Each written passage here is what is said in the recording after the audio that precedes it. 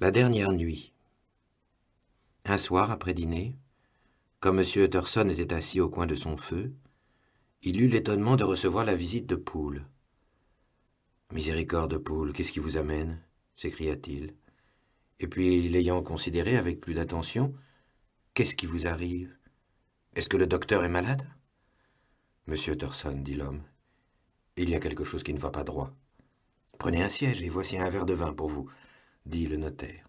« Maintenant, ne vous pressez pas et exposez-moi clairement ce que vous désirez. »« Monsieur, » répliqua Poole, « vous savez que le docteur a pris l'habitude de s'enfermer. Eh bien, il s'est enfermé de nouveau dans son cabinet de travail. Et cela ne me plaît pas, monsieur. Que je meure si cela me plaît, monsieur Utterson, je vous assure, j'ai peur. »« Voyons, mon brave, dit le notaire, expliquez-vous, de quoi avez-vous peur ?»« Il y a déjà près d'une semaine que j'ai peur, répliqua Poole, faisant la sourde oreille à la question. Et je ne peux plus supporter ça. » La physionomie du domestique confirmait amplement ses paroles. Il n'avait plus aucune tenue, et à part le moment où il avait d'abord avoué sa peur, il n'avait pas une seule fois regardé le notaire en face. À présent même, il restait assis, le verre de vin posé intact sur son genou, et le regard fixé sur un coin du parquet. « Je ne peux plus supporter ça, » répéta-t-il. « Allons, Poole, dit le notaire. Je vois que vous avez quelques bonnes raisons. Je vois qu'il y a quelque chose qui ne va réellement pas droit. Essayez de me raconter ce que c'est. »« Je crois qu'il s'est commis un mauvais coup, » dit Poole d'une voix rauque. « Un mauvais coup ?» s'exclama le notaire, passablement effrayé, et assez porté à se fâcher en conséquence. « Quel mauvais coup? Qu'est-ce que cela signifie ?»« Je n'ose pas dire, monsieur, reprit l'autre, mais voulez-vous venir avec moi vous rendre compte par vous-même » Pour toute réponse, M. Utterson se leva et alla prendre son chapeau et son pardessus. Mais il fut tout étonné de voir quel énorme soulagement exprimait les traits du maître d'hôtel, et il s'étonna peut-être autant de voir le vin toujours intact dans le verre du valet lorsque celui-ci le déposa pour partir. C'était une vraie nuit de mars, tempétueuse et froide. Un pâle croissant de lune, couché sur le dos comme si le vent l'eût culbuté, luisait sous un tissu diaphane et léger de fuyantes effilochures nuageuses. Le vent coupait presque la parole, et sa flagellation mettait le sang au visage. Il semblait en outre avoir vidé les rues de passants plus qu'à l'ordinaire, et M. Utterson croyait n'avoir jamais vu cette partie de Londres aussi déserte. Il eût préféré le contraire. Jamais encore il n'avait éprouvé un désir aussi vif de voir et de coudoyer ses frères humains, car en dépit de ses efforts, il avait l'esprit accablé sous un angoissant pressentiment de catastrophe. Lorsqu'ils arrivèrent sur la place, le vent y soulevait des tourbillons de poussière, et les ramures squelettiques du jardin flagellaient les grilles. Poole, qui, durant tout le trajet, n'avait cessé de marcher un pas ou deux en avant, fit halte au milieu de la chaussée. Et malgré l'âpre bise, il retira son chapeau et s'épongea le front avec un mouchoir de poche rouge. Mais en dépit de la course rapide, ce qu'il essuyait n'était pas la transpiration due à l'exercice, mais bien la sueur d'une angoisse qui l'étranglait, car sa face était blême, et sa voix, lorsqu'il prit la parole, rauque et entrecoupée. « Eh bien, monsieur, dit-il, nous y voici, et Dieu fasse qu'il ne soit pas arrivé de malheur. »« Ainsi soit-il, Poole, dit le notaire. » Là-dessus, le valet heurta d'une façon très discrète. La porte s'ouvrit, retenue par la chaîne, et de l'intérieur, une voix interrogea. « C'est vous, Poole ?»« Tout va bien, » répondit Poole. « Ouvrez. » Le vestibule, où ils pénétrèrent, était brillamment éclairé. On avait fait un grand feu, et autour de l'âtre, toute la domesticité, mâle et femelle, se tenait rassemblée en tas, comme un troupeau de moutons. À la vue de M. Utterson, la femme de chambre fut prise de geignements nerveux, et la cuisinière, s'écriant « Dieu merci, voilà M. Utterson !» s'élança au-devant de lui, comme pour lui sauter au cou. « Quoi donc, que faites-vous tous ici ?» interrogea le notaire avec aigreur. « C'est très irrégulier, très incorrect. S'il le savait, votre maître serait loin d'être satisfait. »« C'est qu'ils ont tous peur, » dit Poole. Nul ne protesta, et il se fit un grand silence. On n'entendait que la femme de chambre qui s'était mise à pleurer tout haut. « Taisez-vous » lui dit Poole, d'un ton furieux qui témoignait de son énervement personnel. Et de fait, Quand la femme de chambre avait tout à coup haussé la gamme de ses lamentations, tous avaient tressailli et s'étaient tournés vers la porte intérieure avec des airs de crainte et d'anxiété.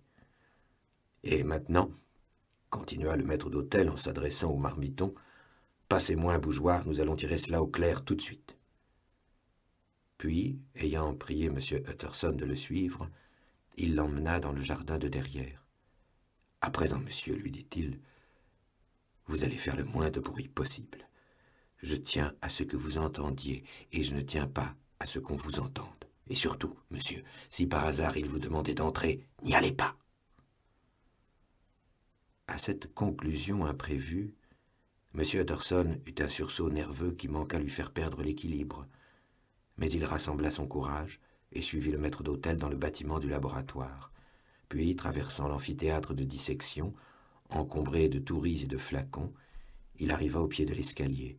Là, Poole lui fit signe de se reculer de côté et d'écouter, et lui-même, déposant le bougeoir et faisant un appel visible à toute sa résolution, monta les marches et, d'une main mal assurée, frappa sur la serge rouge de la porte du cabinet.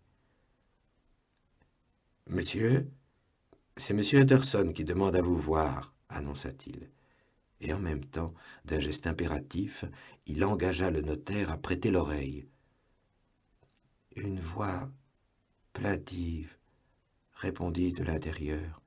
« Dites-lui qu'il m'est impossible de recevoir qui que ce soit. »« Bien, monsieur, dit Poole, avec dans la voix une sorte d'accent de triomphe.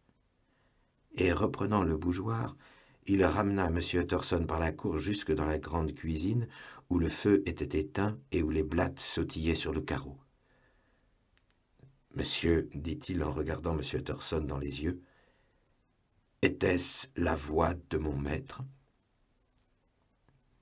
Elle m'a paru bien changée, répondit le notaire, très pâle, mais sans détourner le regard. « Changée ? Certes oui, je le pense, reprit le maître d'hôtel.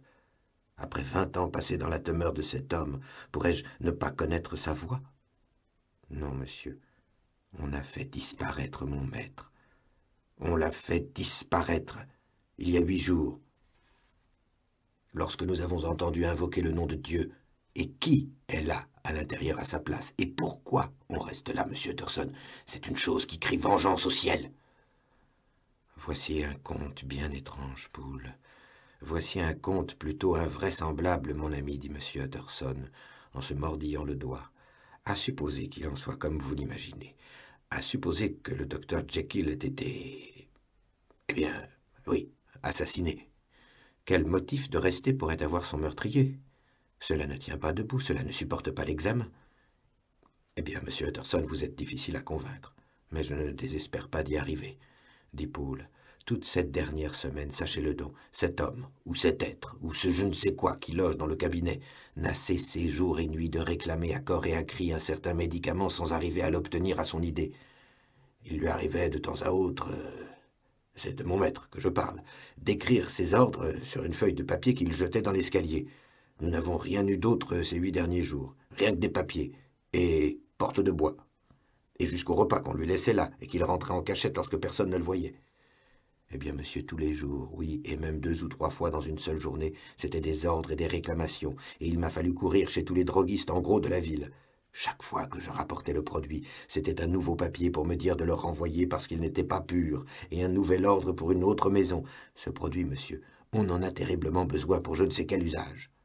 « Avez-vous gardé quelqu'un de ces papiers » demanda M. Utterson. Poole fouilla dans sa poche et en sortit un billet tout froissé que le notaire, se penchant plus près de la bougie, déchiffra avec attention. En voici le contenu. Le docteur Jekyll présente ses salutations à messieurs Moe. Il leur affirme que le dernier échantillon qu'ils lui ont fait parvenir est impur et absolument inutilisable pour son présent besoin. En l'année 1800, le docteur Jekyll en a acheté une assez grande quantité chez messieurs Moe. Il les prie aujourd'hui de vouloir bien faire les recherches les plus diligentes et s'il leur en reste un peu de la même qualité, de le lui envoyer aussitôt, peu importe le coût.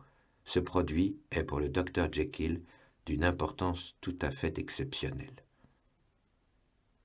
Jusqu'ici, l'allure du billet s'était maintenue suffisamment normale. Mais arrivé là, écorchant soudain le papier d'une plume rageuse, le scripteur avait donné libre cours à ses sentiments. « Pour l'amour de Dieu, ajoutait-il, retrouvez-moi un peu de l'ancien. » « Voici un billet étrange, dit M. Utterson. Puis avec sévérité, comment se fait-il que vous l'ayez, tout décacheté, en votre possession? L'employé de chez Meaux était si fort en colère, monsieur, qu'il me l'a rejeté comme de l'ordure, répondit Poole. C'est indiscutablement l'écriture du docteur, vous savez, reprit le notaire. Je me disais bien qu'elle y ressemblait, dit le serviteur, mal convaincu. Et puis, sur un nouveau ton, il reprit. Mais qu'importe l'écriture, puisque je l'ai vue. Vous l'avez vue? Répéta M. Utterson. Et alors? Tenez, dit Poole. Voici la chose. Je suis entré tout d'un coup dans l'amphithéâtre, venant du jardin. Il avait dû se glisser au dehors pour se mettre en quête du produit ou faire je ne sais quoi, car la porte du cabinet était ouverte. Et il se trouvait tout au fond de la salle, en train de fourrager parmi les touris. À mon arrivée, il leva les yeux, poussa un cri plaintif et s'enfuit par l'escalier jusque dans le cabinet. Je ne l'ai vu qu'une minute, mais les cheveux m'en ont dressé sur le crâne comme des baguettes. Dites, monsieur, si c'était là mon maître, pourquoi avait-il un masque sur la figure? Si c'était mon maître, pourquoi a-t-il poussé ce cri de rat? Et pourquoi s'est-il sauvé en me voyant? Je l'ai servi assez longtemps. Et puis... Mais l'homme se tut et se passa la main sur le visage.